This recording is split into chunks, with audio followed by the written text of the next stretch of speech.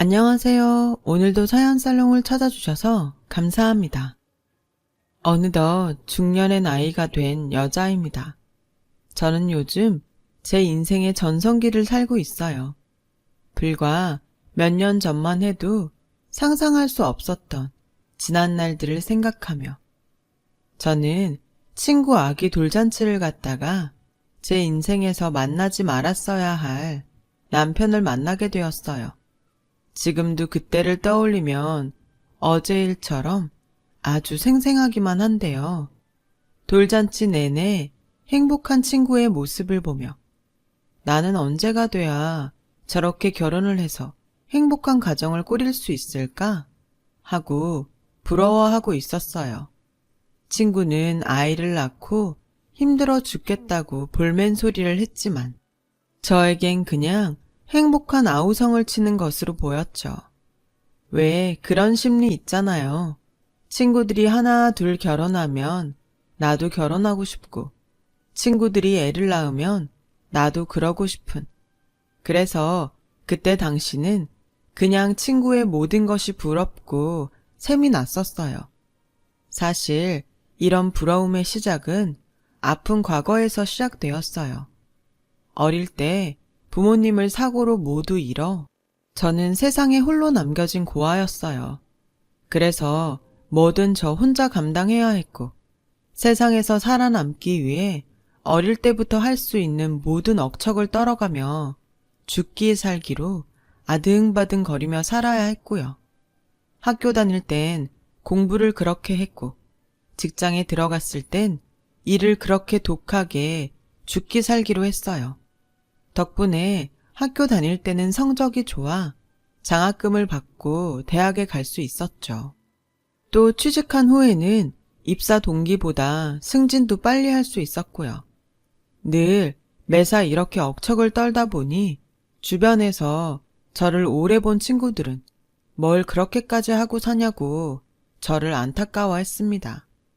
그렇게 살게 된 것도 제 옆에 아무도 없다는 것이 항상 불안해서 생존 본능처럼 하던 일이었어요.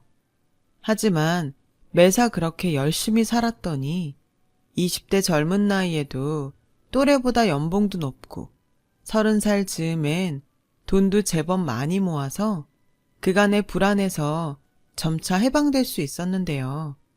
그래도 딱 하나, 여전히 제 옆에 누군가가 없다는 것이 늘 마음 한자리에 남아 있었어요.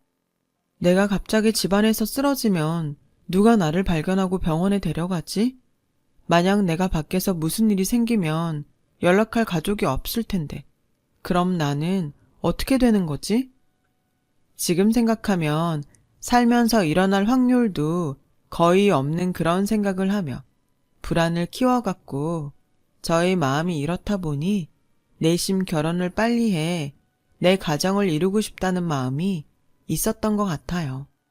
하지만 그마저도 친정이 없는 고아라는 것이 마음에 걸려 누군가를 만날 엄두를 내지 못했어요. 그래서인지 어렵게 연애를 시작해도 그 기간이 오래가지 않았습니다. 제가 부모님이 계시지 않으니 저를 쉽게 보는 사람들도 종종 있어서 연애와 결혼 쪽엔 어쩐지 점점 자신이 없어졌어요. 친구의 돌잔치 중 자꾸만 누군가와 시선이 마주치게 되더라고요.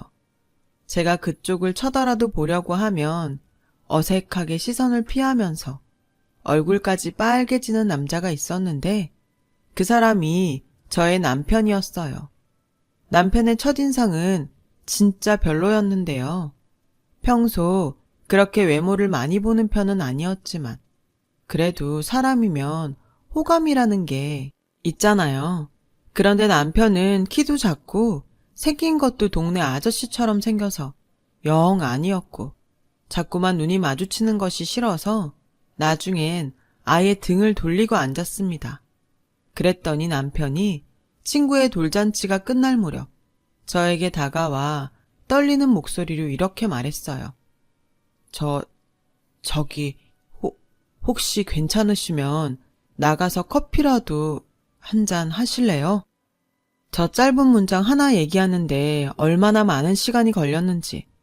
외모도 외모지만 자신감이 없는 남편의 모습에 저는 싫다고 단호하게 거절했어요. 그랬더니 돌잔치의 주인공인 친구의 남편이 다가오더라고요. 곧이어 제 친구까지 남편을 돕기 위해 구원투수처럼 다가왔어요. 이 친구가 원래 이렇게까지 숫기가 없진 않았는데 전에 제 와이프 SNS에서 미진 씨 사진을 보고 자기 이상형이라고 하더니 실제로 뵙고 긴장했나 봐요. 미진 씨, 괜찮으시면 저희 집에 가서 간단하게 한 잔 어떠세요? 그래, 미진아. 같이 가서 우리끼리 2차 하자.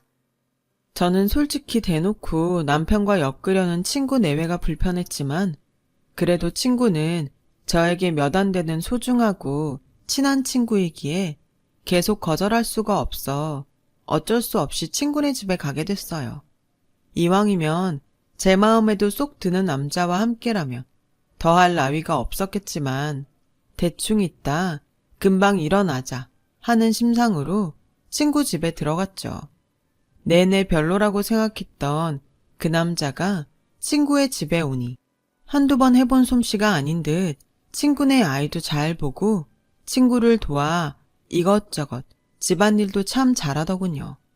나중에 알고 보니 이 남자는 친구 내외랑 꽤 가까이 지내고 있는 사이였더라고요. 집에도 여러 번 와서 함께 밥을 먹어 친구 아이랑도 삼촌 하면서 잘 지내는 사이였어요. 미진아, 내가 전에 우리 남편 회사 사람 중에 괜찮은 사람 있다고 했지? 그게 창훈 씨야. 뭐? 저는 속으로 넌 내 친구면서 나한테도 눈이라는 게 있는데 이런 남자를 소개해 주려고 했냐? 라고 생각했어요. 하지만 초면에 대놓고 나는 저 남자가 마음에 안 든다, 별로다 라고 할 수 없어 적당히 시간을 때웠는데 이 남자가 술을 입에 한 방울도 되지 않더라고요. 술 못 드세요? 아니요, 미진 씨 모셔다 드리려고요. 저 원래 술 잘 먹습니다. 아, 그렇다고 술버릇이 나쁘거나 그러진 않아요. 처음엔 말도 잘 못하더니 시간이 지났다고 남편은 제법 제 앞에서도 말을 잘했어요. 어찌됐든 남편이 자상하다는 건 알겠더라고요.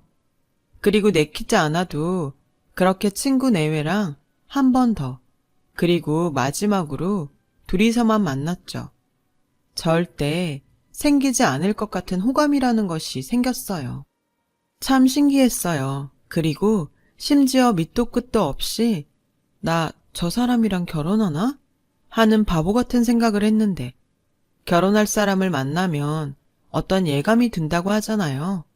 저는 생전 처음 그런 예감이 들었고 이게 말로만 듣던 결혼할 인연인가 싶었어요. 그리고 그 예감은 적중해서 남편과 3년 후 정말로 결혼을 하게 되었고요. 결혼 초 봤던 남편은 봐왔던 대로 참 가정적이고 저보다 꼼꼼해서 집안일도 척척 잘했는데요. 그중 무엇보다 가장 결혼하고 좋았던 것은 남편이 저를 참 살뜰하게 챙겨줬다는 거였어요. 워낙 혼자서만 살아서 누군가에게 챙김을 받지 못하고 살았던 저였기에 결혼 후 저는 남편을 더욱 사랑하게 되었어요. 주변에서는 남편의 외적인 모습을 보고 제가 아깝다며 남편의 어디가 좋아 결혼했냐고 묻는 사람도 덜어 있었는데요. 저는 그런 질문을 받을 때마다 1초의 망설임도 없이 우리 남편 정말 자상해. 매력 터져. 세상에 이런 남자는 우리 남편밖에 없을걸? 이라고 말했고 주변에선 이런 대답을 하는 저를 이해하긴 어렵다는 듯 어색하게 웃으며 지나갔어요. 그때 당시는 그게 참 답답했어요. 실제로 남편은 연애 초 제가 고아라는 것을 얘기했을 때도 별로 개의치 않으며 오히려 저에게 이렇게 말했거든요. 자기 그동안 외롭고 힘들었겠다. 내가 조금 더 빨리 자기를 만났다면 그 시간들 자기 외롭지 않게 내가 옆에 있었을 텐데 앞으로는 내가 자기 절대 외롭지 않게 항상 옆에 있을게. 나만 믿어. 이제부터 자기는 내가 책임질게. 세상에, 이렇게 마음씨가 고운 남자가 어딨냐고요. 하지만 딱 한 가지, 저와 남편도 맞지 않는 구석이 있었어요. 저는 결혼을 해서도 계속 일을 하고 싶은데 남편은 자신도 빨리 아이를 낳아 제대로 가장의 역할을 하고 싶다며 저에게 자꾸만 직장을 그만두라고 하는 거였어요. 자기야, 요즘은 둘이 벌지 않으면 힘들어. 내가 애를 안 갖겠다는 것도 아니고 다들 맞벌이 하면서 애 다 키웠는데 굳이 외벌이를 고집하는 건 좀 아닌 것 같아. 자기가 그랬잖아. 자긴 어릴 때부터 혼자라 늘 자기가 다 했다고. 난 이제라도 자기가 편하게 살았으면 좋겠어. 그리고 아무리 요즘은 대체로 아이 낳고 맞벌이 한다고 하지만 애는 엄마가 키워야지. 난 당신은 집에서 아이와 편하게 있고 힘들고 더러운 건 나 혼자 감당하고 싶어. 내가 말했잖아. 자기 내가 책임진다고. 누가 들으면 저렇게 좋은 남편이 어딨냐고 저한테 호강에 겨운 소리 한다고 생각하실 수도 있는데요. 편하게 사는 것도 해본 사람이 누린다고 저는 앞으로 이대로라면 다시는 사회생활을 하지 못할 것 같은 예감에 남편의 말이 고마우면서도 내키지 않았어요. 게다가 현재 임신을 한 것도 아니었으니까요. 하지만 세상은 남편 편이었는지 저는 결혼 3개월 만에 임신을 했고 병원에선 저에게 고령 임산부라며 안정을 취하라고 권하는 바람에 저는 울며 거저 먹기로 회사를 그만두게 되었어요. 난생 처음 아무것도 안 해도 되는 일상을 살게 된 저는 이 생활이 좋으면서도 낯설더라고요. 하지만 금세 책도 보고 여유롭게 밖에 나가 산책도 하며 쇼핑도 하니 아, 사람이 이렇게도 걱정 없이 살 수도 있는 거구나 라는 생각도 들었어요. 저를 이렇게 살게 해준 남편이 고맙더라고요. 그래서 고마운 마음과 밖에 나가 혼자 버는 남편에게 더 잘해주려고 애를 썼는데요. 이런 저의 태도는 시간이 지나 제가 전혀 예상할 수 없는 문제의 원인이 되어버렸어요. 제가 출산을 하고 초보 엄마인데다 딱히 도움받을 친정이 없다 보니 지치고 힘들어 남편에게 예전만큼 신경을 못 썼는데 남편은 그걸 문제 삼기 시작했어요. 예전 같으면 상상도 할 수 없는 일이었는데 남편은 툭 하면 예전에는 안 그러더니 요즘 왜 그래? 라는 말을 입버릇처럼 했고 제가 애기 때문에 미안하다고 몇 번 말한 것이 결정적인 실수였죠. 남편은 마치 저에게 갑질을 하듯 집안 살림이며 반찬 가지고 마음에 들지 않는다며 타박을 하더니 나중엔 저에게 자기가 주는 생활비가 어디에 어떻게 들어갔는지 확인해야겠다며 가계부 검사를 하겠다고 했어요. 당연히 저는 기분도 나쁘고 이러려고 나를 집에 들어 앉혔나 하는 생각에 결혼하고 남편에게 큰 소리를 쳤는데요. 이 남자가 저에게 하는 말이 참 어이가 없었어요. 가만 보니까 자기는 너무 씀씀이가 해픈 것 같아. 가성비라는 것도 모르는 것 같고 이대로는 안 되겠으니까 앞으로는 나한테 돈 필요할 때마다 타서 써. 뭐라고? 이럴 거면 나 애 어린이집에 맡기고 다시 일할래. 누가 요즘 남편한테 생활비도 아니고 꼬박꼬박 돈을 타서 써? 난 싫어. 애를 맡긴다고? 자기가 그러고도 엄마야? 자기야, 부모 없이 커서 그게 뭔지 모르나 본데 애는 엄마가 봐야 정서 발달도 잘 되고 애착 관계도 잘 되는 거야. 자긴 나중에 우리 애가 정서적으로 이상하면 좋겠어? 지금 말 다 했어? 내가 부모가 없어서 모른다고? 그래서 내가 애를 망치려고 한다는 거야? 왜 또 말이 그렇게 돼? 내가 언제 그렇게 말했어? 솔직히 자기 돈 관리 잘 못하잖아. 그래서 내가 맡아서 한다는 건데 뭘 그렇게 핏대를 세워. 나중에 자기가 살림 좀 잘하면 다시 경제권 줄 거야. 저는 남편의 말도 안 되는 궤변에 그냥 입을 닫아버렸어요. 저도 제 기준을 가지고 살림합니다. 자기 쪼잔하고 세심한 기준을 저한테까지 들이대더라고요. 이유가 어쨌든 저에게 그런 식으로 말한 남편이 도저히 용서가 되지 않았거든요. 그리고 그 다음 날부터 남편은 남편 마음대로 경제권을 모두 가져가 버렸어요. 남편과 싸워서라도 다시 직장을 다닌다 쳐도 당장은 돈이 필요했기에 저는 어쩔 수 없이 남편에게 필요한 돈을 타서 쓰게 되었는데 아실 거예요. 하루에도 몇 번씩 필요한 것들이 생기고 떨어지는 것들이 생기는데 나 혼자 먹고 쓰는 것도 아닌데 구걸하는 것 같아. 이게 참 치사하고 돈 얘기할 때마다 눈치가 보이는 게 못해 먹겠더라고요. 그리고 남편은 제가 이 부분에 불만을 품고 있다는 것을 알면서도 그게 왜 필요해? 그리고 너무 비싼 거 아니야? 최저가 알아봤어? 내가 밖에 나가서 힘들게 번 돈이잖아. 자기가 번 돈 아니라고 너무 막 쓰는 거 아니야? 단돈 10,000원을 쓰더라도 좀 알뜰하게 쓸 수는 없어? 다른 집 와이프들은 돈 10원에도 벌벌한다고 하던데. 아니, 100원 단위, 1,000원 단위도 아니고 무슨. 최저가 검색해요. 한다고요. 누구는 밖에 나가 돈 안 벌어봤나요? 그리고 제가 원해서 직장을 그만둔 것도 아니고 자기가 원해서 직장도 그만두고 적성에도 안 맞는 육아를 하는 건데 저는 저를 무시하는 남편의 태도에 더는 참지 못하고 다시 복직을 하겠다고 선언해버렸어요. 복직? 요즘 사회가 어떻게 돌아가는지 알기는 해? 자기가 편하게 집에 있는 동안 세상은 변해도 아주 많이 변했어. 자기가 알던 그 세상이 아니라고. 경력도 단절된 당신을 어느 회사가 써준다고 큰 소리야. 그냥 자긴 살림이나 하면서 나랑 애 뒷바라지나 잘해. 쓸데없는 소리 하지 말고. 남편의 말과 태도에 너무 어이가 없었어요. 꼴에 사회생활 한다고 유세를 떠는 남편을 보니 그간 그래도 내 남편은 생긴 건 좀 아쉽지만 성격이 좋고 인격이 바르다고 생각했는데 그것도 아니었구나 하는 현실 자각이 들면서 내가 어떻게든 다시 밖에 나가 일한다 라는 생각을 하게 했어요. 그런데 참 인정하기 싫지만 사회는 정말로 결혼한, 그것도 아이가 아직 어리고 경력이 단절된 저에게는 냉정했고 남편 모르게 냈던 이력서들은 줄줄이 떨어져 충격을 받게 되었어요. 그러면서 점점 자신도 없어지고 애당초 직장을 그만두라고 했던 남편에게 미움과 원망의 화살이 돌아갔는데요.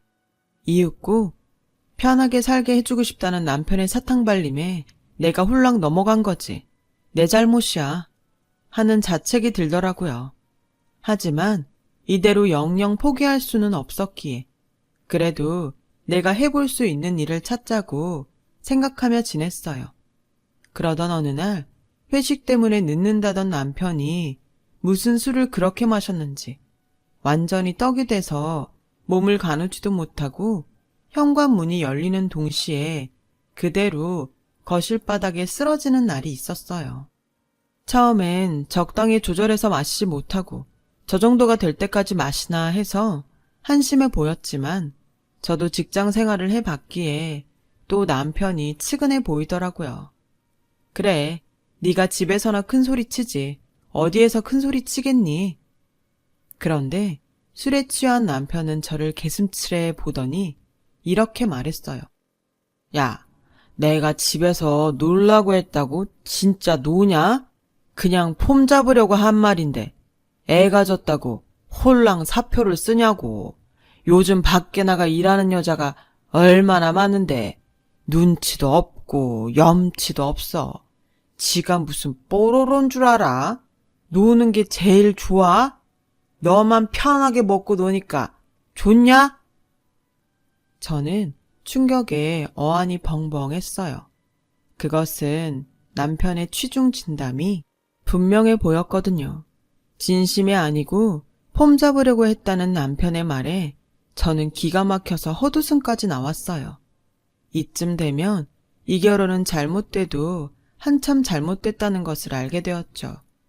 그리고 다음 날 자기가 지난밤 무슨 말을 했는지 기억을 하는지 못하는지 남편은 그날 아침에도 화장대에 놓인 제 화장품을 보며 어디 나갈 데도 없는 사람이 무슨 화장품이 이렇게 많아? 그냥 얼굴 로션 하나만 있으면 되지 않아? 이런 게 다 낭비라고. 아우, 답답해. 라고 핀잔을 주고 출근했어요. 거기엔 스킨 로션, 크림밖에 없었어요. 그 흔한 에센스도 없었거든요. 게다가 새로 산 화장품도 아니고 벌써 3달도 넘게 쓰고 있는 화장품인데 어이도 없고 이젠 저에게 막말을 하기 위해 닥치는 대로 시비거리를 찾는구나 싶더라고요.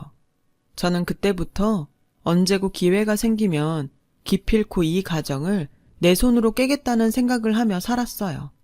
그리고 마침내 제 인생에도 기회라는 것이 찾아왔어요.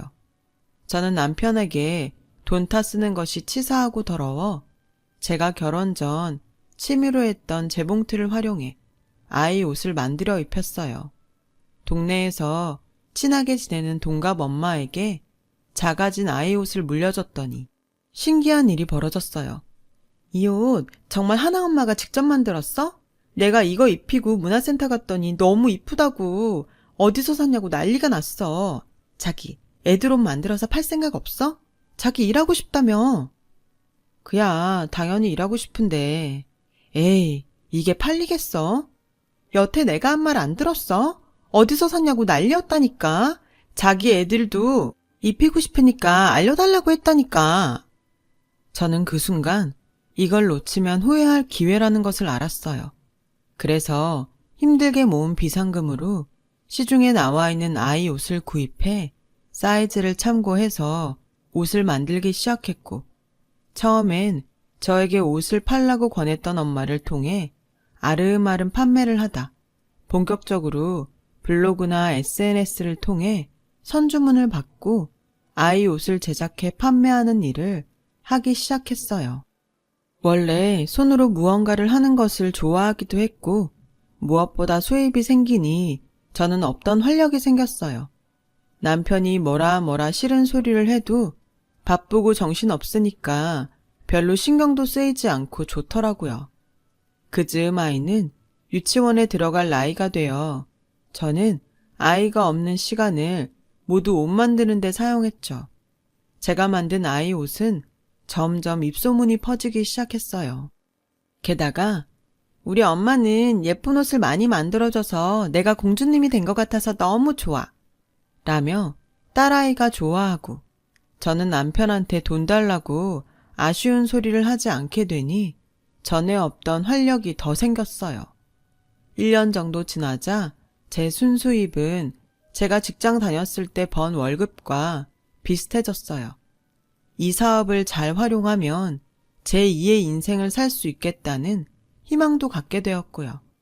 그리고 뒤늦게 제가 1년 동안 남편에게 생활비를 전혀 타서 쓰지 않았다는 사실을 깨달았어요.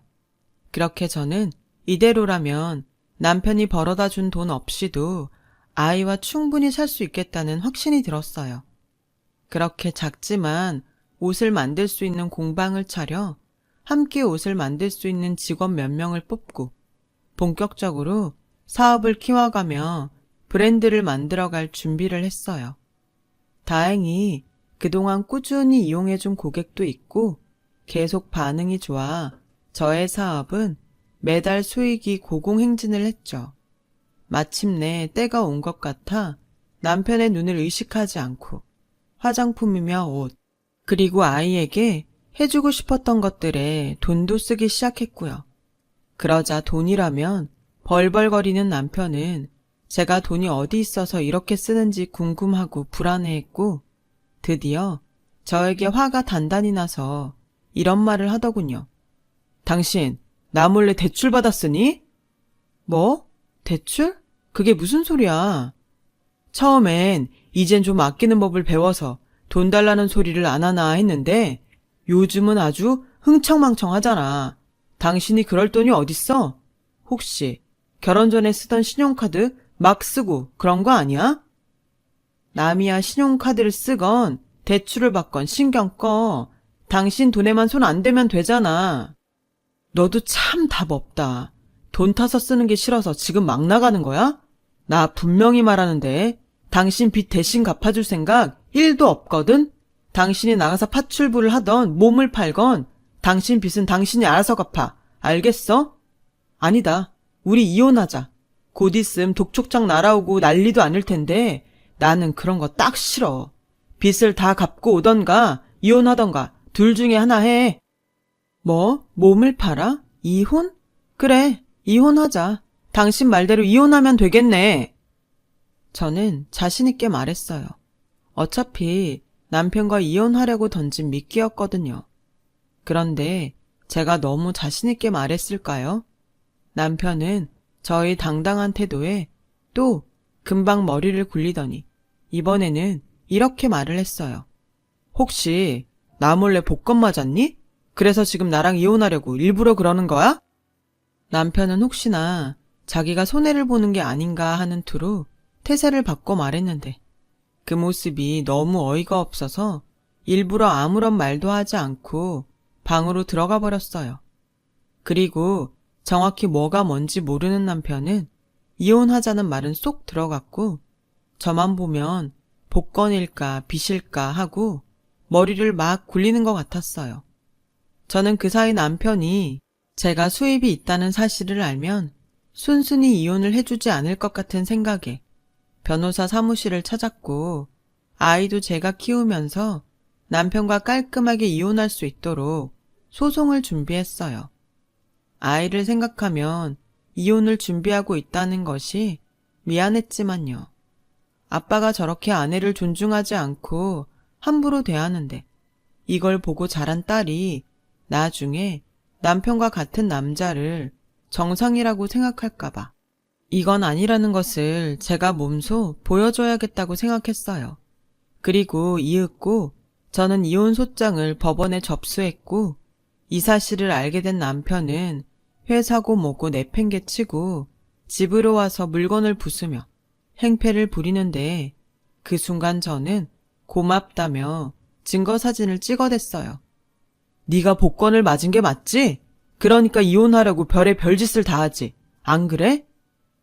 복권이나 마나 당신이랑 상관없잖아. 어차피 우린 이미 부부도 뭣도 아닌데 계속 혼인관계를 유지해야 할 이유가 있어? 여태 내 덕에 편하게 살았으면서 상관이 없다고? 이혼하고 싶으면 여태 나한테 받아간 돈 갚고 가. 아니, 복권 맞은 거 반 내놓고 가. 돈을 갚으라고? 네가 미쳤구나. 그리고 이 동네에서 너 쫌스러운 거 지나가는 개도 알아. 그리고 내가 복권 당첨됐다고. 누가 그래? 방금 네가 말했잖아. 복권 맞은 거 나랑 상관없다고. 학교 다닐 때 공부 못했지. 나 복권 맞았다고 말한 적 없거든. 빚을 졌건 돈이 생겼건 너랑 상관없다는 소리지. 네가 준 몇 푼 안 되는 돈도 1년 넘게 준 적도 없잖아. 그런데도 넌 내가 차린 밥이며 반찬 잘도 처먹더라.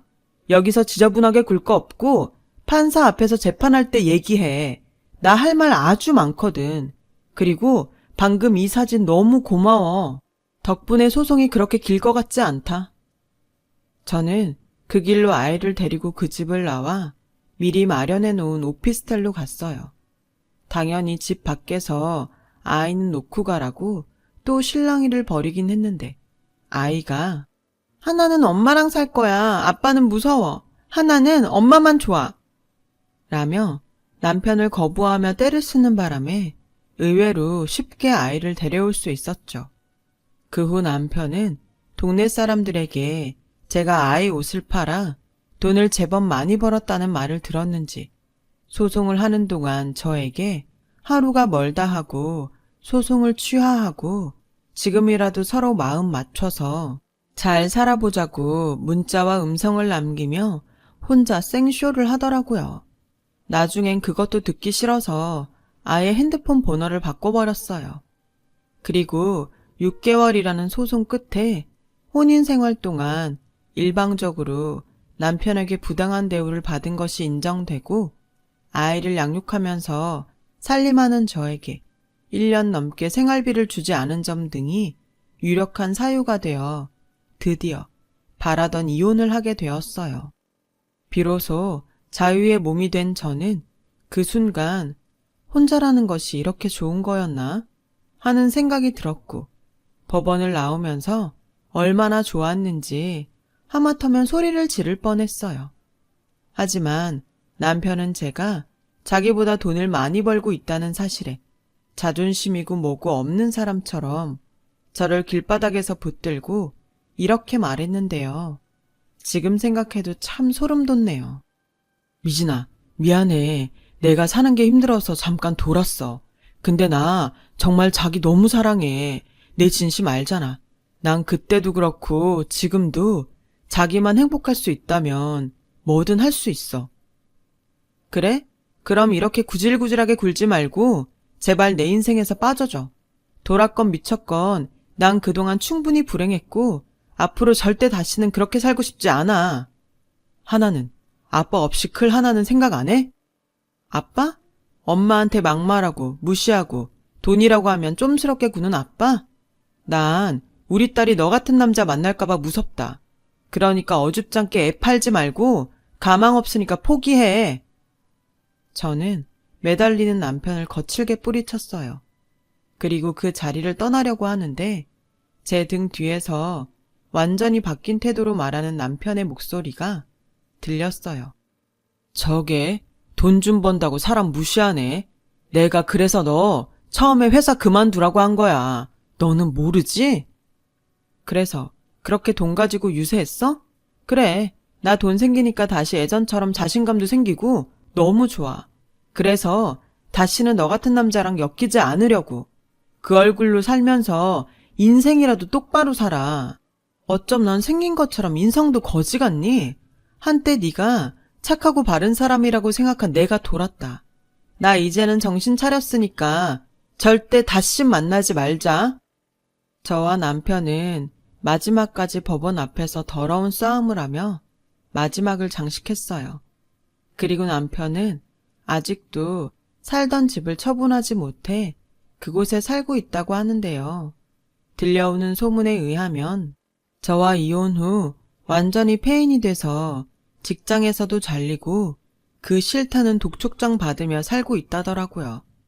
원래 그 정도로 멍청하진 않았는데 그래도 그동안 같이 살았다고 남편의 소문에 마음이 무겁더라고요. 그렇다고 그런 남편과 다시 엮이는 일은 하지 않을 거예요. 남편을 소개해준 친구도 제 사정을 듣고 저한테 너무 미안하다며 어쩔 줄을 몰라 했어요. 뭐 알고 그런 사람을 소개해 줬겠어요. 그리고 그 남자와 결혼을 선택한 건 저였으니 괜찮다고 했어요. 다행히 아이는 아빠를 찾지 않고 지금까지 잘 지내고 있어요. 요즘 감사하게도 하고 있는 사업이 잘 돼서 제가 본격적으로 사무실도 얻고 아이 모델도 선발해서 이젠 공방이 아닌 공장에서 옷을 만들게 돼서 엄청 바쁘거든요. 일하는 시간을 쪼개 저희 딸이랑 행복할 시간도 없는데 그런데 이 시간을 허비하고 싶진 않아서 이젠 신경 쓰지 않으려고 해요. 그리고 딸한테도 아빠의 험담은 하지 않는 것이 좋을 것 같아서 그냥 저는 앞으로도 웬만해서는 남편 얘기는 안 하고 살려고 합니다. 이 얘기를 마지막으로요. 그리고 부디 예전에 저처럼 집에서 놀고 먹는다며 무시당하고 살고 계신 분이 있다면 꼭 자기가 가장 잘할 수 있는 일을 포기하지 말고 찾아보시라고 말씀드리고 싶어요. 저처럼 제2의 인생이 기다리고 있을지 모르니까요. 비록 고아라는 과거와 불행한 결혼을 거쳐 만들어진 지금이지만 저는 지금이 예전보다 훨씬 소중하고 행복한 것 같아요. 소중한 인생과 딸을 얻었으니까요. 앞으로의 제 인생은 지금의 행복을 지키기 위해 노력하며 살아가려고 합니다. 지금까지 제 이야기 들어주셔서 고맙습니다. 여러분 모두가 행복하길 바랄게요. 여러분, 사연 댓글에 응원과 현명한 조언 부탁드려요. 좋아요와 구독은 저에게 큰 힘이 됩니다. 오늘도 좋은 일 가득하세요.